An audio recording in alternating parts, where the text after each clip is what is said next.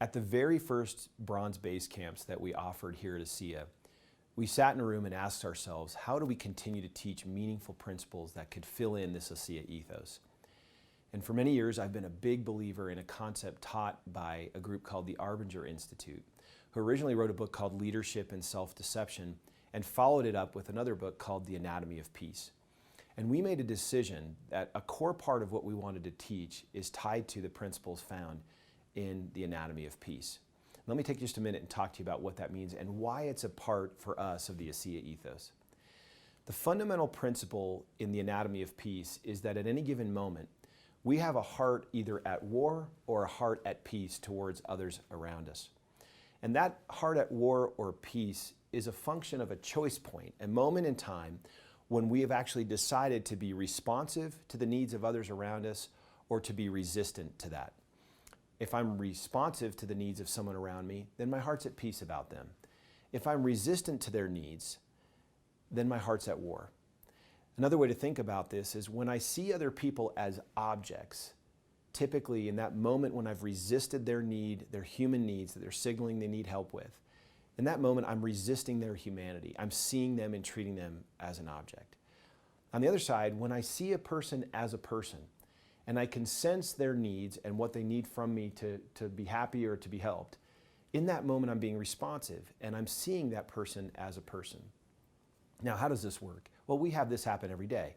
Every one of us has opportunities to see people around us and sense and feel that they may need some help. Probably some of the more significant examples would be you're driving down the road and you see someone trying to fix their vehicle. Now, I'm not saying you have to stop for every person, but you do have to say to yourself, what would it feel like if I was that person and in need of some help? For me, this happens often in an airport where I might be rushing to get to a plane and trying to get through security, and there might be a mom in front of me with 3 little kids taking their time getting through. Well, I can choose to see that mother as a person, or I can choose to see her as an object. What is the self-dialogue? Well, I might say she could probably use some help with her bags while she gets the kids through security. I should offer to help. That would be a responsive sense or a feeling. But if I'd resist that urge or that impulse and say, she doesn't need my help, and she shouldn't be here on a Monday morning when everyone's trying to get to their business flights and get on the road, and who would bring 3 little kids on their own without someone to help anyway? Those are all classic resistant, justifying mindsets that are treating her like an object.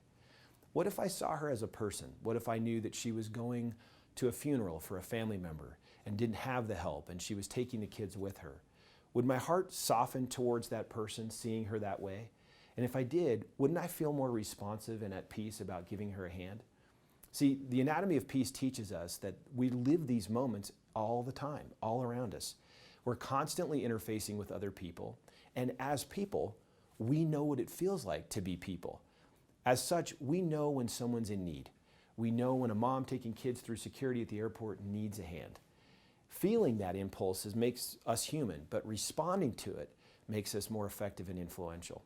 In fact, the degree of influence we have on others has much more to do with the condition of our hearts towards them than to what we say or do.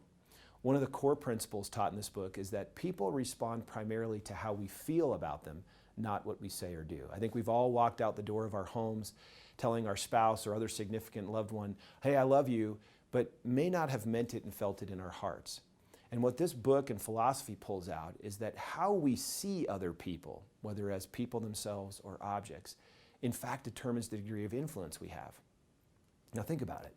What if we could create a culture, an ethos, where the fundamental values we're teaching and promoting are to see other people as people? In an industry where by and large we're taught that they're numbers or they're objects. If you add all these little people to your system or to your business, you're going to make X in money. But what if we saw them as people? What if we treated them as people? Our whole approach to them would be very different. And from the very first bronze base camp all the way to today, we've taught this. Some of our senior executives here at the company have even been certified in being able to teach, coach, and train these principles. I highly encourage you to take some time and read The Anatomy of Peace as part of the Asea ethos. The Anatomy of Peace teaches us to see and treat others as people, not as objects. And it suggests that your influence increases when you recognize and respond to the humanity of others. When you see others truly, you are true.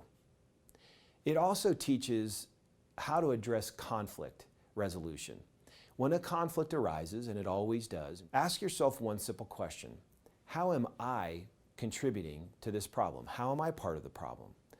Asking that question sincerely is an absolute invitation to the others with whom you have a conflict to do the same.